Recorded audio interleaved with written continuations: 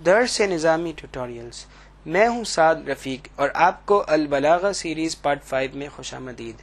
فی علم المعانی والبیان، عن علم المعانی اینڈ بیان۔ علم المعانی ہم کیوں پڑھتے ہیں، اس کا کیا مقصد ہے، کیا فائدہ ہے؟ اس لیے کہ جملے جنہیں آپ بولتے اور لکھتے ہیں موقع، محل، لوگوں کی حالت، صورتحال کے مطابق ہو جائیں۔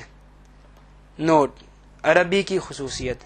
عربی کی خصوصیت یہ ہے کہ اس میں آپ گرامر کے اعتبار سے جس طرح چاہیں جملے کی ترتیب کو بدل سکتے ہیں، اور یہ بات صرف عربی میں پائی جاتی ہے۔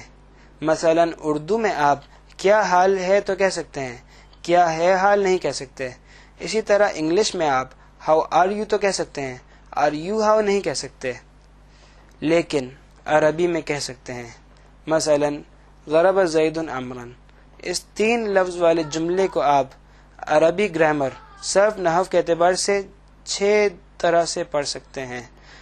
ضرب زید عمرا، ضرب عمرا زید، زید ضرب عمرا، زید عمرا ضرب، عمرا ضرب زید، عمرا زید ضرب۔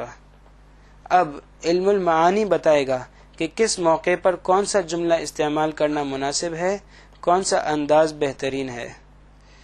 آگے علم البیان کی باری ہے۔ جب علم المعانی نے ایک طریقہ چن لیا تو اب ایک بات کو پیش کرنے کے لاکھوں طریقے ہوتے ہیں، خصوصاً وضاحت کے اعتبار سے کہ بات صاف صاف کرنی ہے، محاورات اور ضرب الامثال لانے ہیں، مجازی معنی لانے، کسی چیز کو کسی کے ساتھ تشبیہ دے کر بات کرنی ہے، وغیرہ وغیرہ۔ خلاصہ: گرامر نے 3 لفظ والے جملے کو پیش کرنے کی 6 درست صورتیں بتائیں۔ آگے علم المعانی نے اس میں سے ایک بہترین صورت کا انتخاب کیا، پھر علم البیان نے اس بہترین صورت کو پیش کرنے کے مختلف انداز بتائے۔ اسی طرح علم المعانی یہ کام بھی کرتا ہے کہ بات کو لمبا کرنا ہے یا چھوٹا یہ بتائے گا، واضح کرنا ہے یا پوشیدہ رکھنا ہے یہ بتائے گا، تاکید کے ساتھ بیان کرنا ہے یا بغیر تاکید کے۔ جزاکم اللہ خیرا۔